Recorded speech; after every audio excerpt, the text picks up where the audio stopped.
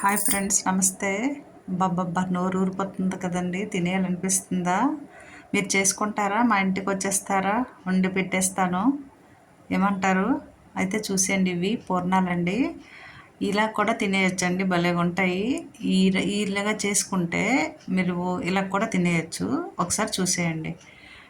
నేనండి పెసరపప్పు తీసుకున్నానండి. టేస్ట్ సూపర్గా ఉంటుందండి. టేస్ట్ కోసం పెసరపప్పు కొద్దిగా ఉందండి, కొంచెం తక్కువైందనమాట.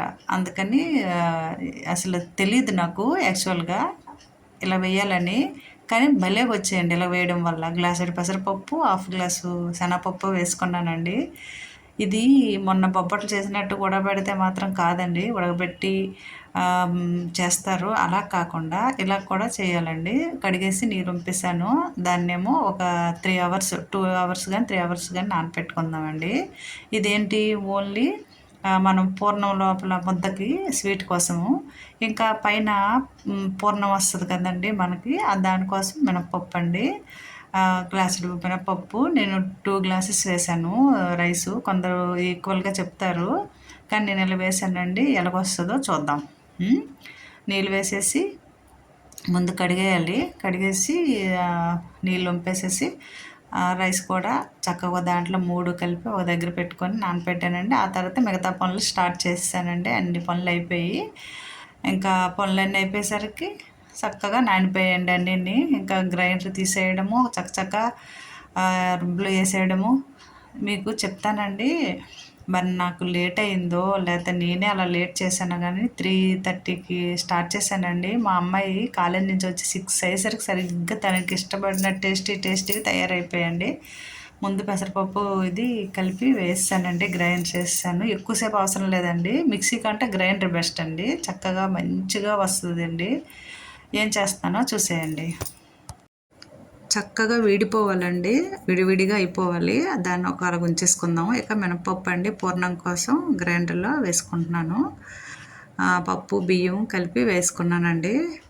వేసుకున్న తర్వాత దాన్నేమో మన దోశల ముద్ద కంటే కొంచెం చిక్కగా ఉండాలండి.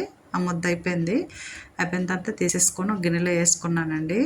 మనం ఈ చుట్టే పూర్ణాలు ఉంటాయి కదండి, ఆ పూర్ణాలు నీట్గా నున్నగా రావాలి చక్కగా అంటే కొంచెం ఆయిల్ యాడ్ చేసుకుందామండి. అలాగా ఆయిల్ యాడ్ చేసుకున్నాను. మీరు చూడండి, చూపిస్తాను.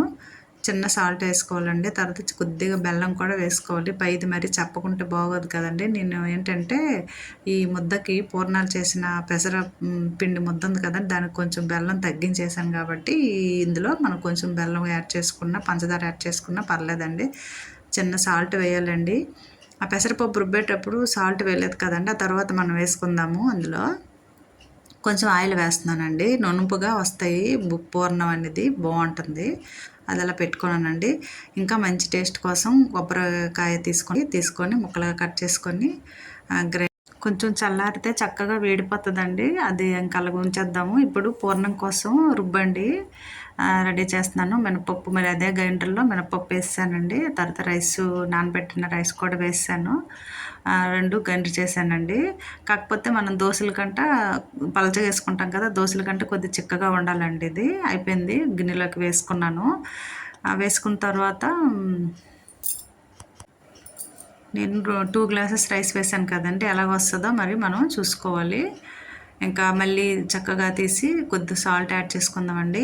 పూర్ణం కొంచెం స్వీట్ రావడం కోసం పంచదార కానీ బెల్లం కానీ మనం వేసి కలుపుకోవాలి. ఎందుకంటే నేను ముద్ద ఉంది కదండి, పూర్ణం ముద్దలో కొద్దిగా బెల్లం తగ్గించే వేసాను కాబట్టి ఇందులో కొంచెం వేసానండి. స్వీట్ ఉంటుంది, వేయలేదనుకోండి కొంచెం చప్పగా అనిపిస్తుంది.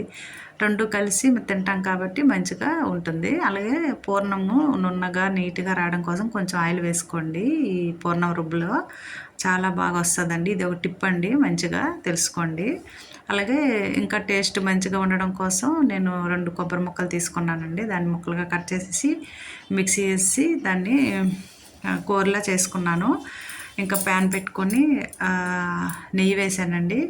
నెయ్యి కొంచెం పడుతుందండి మనకి. ఈ స్వీట్లలో నెయ్యి వేసుకుంటే దేనికైనా మంచి టేస్ట్ వస్తుంది. ఇంక ఇది ఉంది కదండి, అది నేను ఇంకా అలా చూస్తూనే ఉన్నాను. విప్పుతుంటే పువ్వులా వీడిపోతుందండి, చక్కగా ఉంది. అది మళ్ళీ చూపిస్తున్నాను. చక్కగా ఎంతసేపు అలా కలుపుకుంటూ ఉన్నానండి, చాలా బాగా వచ్చింది. అలాగే మీరు చూశారు కదా, పూర్ణాలు కూడా చక్కగా వస్తాయండి. ఇంకా కొబ్బరి వేసుకున్నాను. మంచిగా ఫ్రై చేసుకున్నానండి.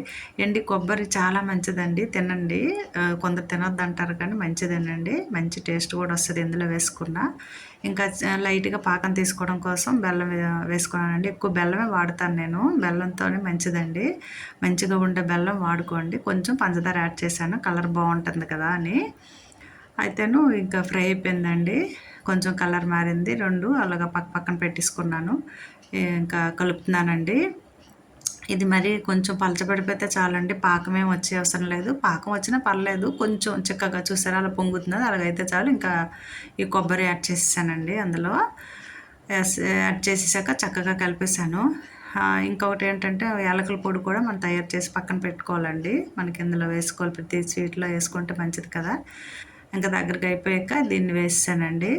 వెయ్యాలి అనిపించట్లేదు, దాంతోనే అలా చాలాసేపు ఉన్నానండి ఆడుకుంటూ. చక్కగా ఉంది కదా, ఎంత బాగా వచ్చిందో. అంతా వేసానండి. ఎంత నేను ఇంచుమించుగా ఏం చేసినా నాకు అంచనా తెలిసిపోతుందండి, మరి ఏంటో కానీ చక్కగా సరిపోయింది అంతాను. బెల్లం ఎక్కువ అవుతుందేమో అనుకున్నాను కానీ అవ్వలేదండి. ఇందులో కూడా కొంచెం నెయ్యి మనం యాడ్ చేసుకుందాము. ఆ స్మెల్లే కాదు, టేస్టే కాదు, మీరు చేసి చూడండి. ఇంకా మళ్ళీ మళ్ళీ చేసుకోవాలనిపిస్తుంది, చక్కగా భలే ఉంటుందండి. అంతా కలిపిసాను, సరిపోయింది, మంచిగా ఉంది. దాన్నేమో అలా కాసేపు అయ్యాక చల్లబడింది కదండి, దాన్ని దగ్గరగా చేసి చక్కగా రౌండ్గా మనం ఉండలు చుట్టేసుకోవడమేనండి. చక్కగా వచ్చాయి కదండి. ఏంటో వేసిన వేళ విశేషం ఏంటో కానీ చక్కగా వచ్చాయి. మీకు ఒకటి చెప్పనండి, నేను వీడియోస్ కోసం అయితే మాత్రం ఏ వంట చేయట్లేదండి. మేము తినాలి, చెయ్యాలి, వండుకొని అనే ఆ ఉద్దేశంతో చేస్తున్నాను, అందుకు వీడియో తీస్తున్నాను అంతే తప్ప ఎట్టి పరిస్థితులు ఏ వీడియో అయినా వీడియో కోసం అయితే నేను వండట్లేదండి. మేము చేసుకుంటాం, ఎవరమైనా ఇంట్లో ఏదో ఒక వెరైటీ చేసుకుంటాం కదా, చేసేటప్పుడు వీడియో షూట్ చేసేయండి, చక్కగా ఎడిట్ చేసేయండి, చక్కగా మంచిగా భలే ఉంటుంది. ఆ సంతృప్తే వేరు, ఇది 100% కరెక్ట్ అండి. ఇంకా ఈ పూర్ణాలది మళ్ళీ ఒకసారి కలిపేసానండి. ఆయిల్ కూడా మనం పొయ్యి మీద పెట్టి ఆయిల్ వేడి చేసుకోవాలి. ఈలోపు ఎలా వస్తుందా ఏంటా అనేది చేశానండి. ముద్దగా అనిపిస్తుంది, కొంచెం డౌట్ అనిపించింది నాకు ఈ పూర్ణం, చూడాలి అని అనుకుంటున్నాను.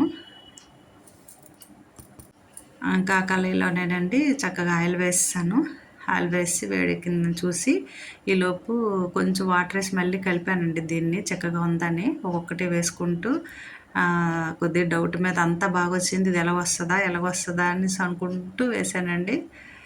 వేసిన తర్వాత కొంచెం అంటినట్టు అనిపించింది, అంటే కళాయి పలచగా ఉండడం వల్ల ఏంటో చిన్న డౌట్ వచ్చిందండి. చక్కగా నెమ్మదిగా కలిపాను, ఫస్ట్ టైం అలాగ వచ్చిందండి. అక్కడి నుంచి అన్నీ భలేగా వచ్చాయి. వావ్ అండి, నాకు ఎంత హ్యాపీ అనిపిస్తుంది, ఎంతగా చేస్తున్నాను. ఇంక మీకు చెప్పనండి, మా అమ్మాయి అండి బూర్లు అడిగిందండి. పూర్ణాలు అంటాము, బూర్లు అంటాము, ఇవేం బూర్లు అంటేను కుడుం బూర్లు అండి వీటి పేరు. కుడుం పెట్టి విప్పి మళ్ళీ పాకం తీసేస్తాం కదండి, చాలా రోజులు ఉంటాయండి, బయట ఉన్నా ఫ్రిడ్జ్లో పెట్టుకున్నా చాలా రోజులు ఉంటాయండి ఇవి. ఎందుకంటే ఇందులో వాటర్ ఏమేమి మనకు అలాగ ఉండదు కదా, చక్కగా మనం కుడుం పెట్టేస్తాము, దాన్ని మళ్ళీ పాకం తీస్తాము, అన్నీ చేస్తాం కాబట్టి. వావ్ అండి, మంచి కలర్ వచ్చేసేయండి, చూసేయండి, చేసేయండి, భలేగా ఉన్నాయి కదా. ఇంకా చక్కగా వచ్చేస్తున్నాయండి, హ్యాపీ అనిపించింది. ఆ వీడియో మాటకేం కానీ మంచిగా తింటారు మా పిల్లలు అనే ఆ సంతోషం నాకు ఎక్కువ అయిపోయిందండి. చక్కగా తెచ్చేసానండి. అది మీకు ఒకటి చెప్పనా, ముద్దకల్లా ఇంకా కొంచెం ముద్ద ఉంచానండి. మా చిన్న కొడుకు వస్తున్నాడు, ఇంకా వాడికి ఇంకా ఇష్టం అండి ఇవి. అప్పుడు మళ్ళీ అవి చేద్దామని ఫ్రిడ్జ్లో పెట్టుకున్నానండి చక్కగా. ఈ పూర్ణాలు ఇంకా మా అమ్మాయి వచ్చేసరికి రెడీ చేస్తానండి, తనే వీడియో తీస్తుంది, ఇలా చేశానండి. ఉంది కదండి మా ఫ్రెండ్స్ ఒప్పుకోదండి బాబు, అందుకని తనకే ముందు వేసేసానండి. ఆ తర్వాత ప్లేట్లో పెట్టేశాను. పులిహోర కూడా చేశానండి. దానికి కాంబినేషను పొటాటో కర్రీ. ఫ్రెండ్స్ ఎలాగుంది, మీకు నచ్చిందా? ఓకే, మీరు కూడా తయారు చేసేయండి, లైక్ చేయండి, కామెంట్ చేయండి, సబ్స్క్రైబ్. ఓకేనండి, థ్యాంక్ యూ.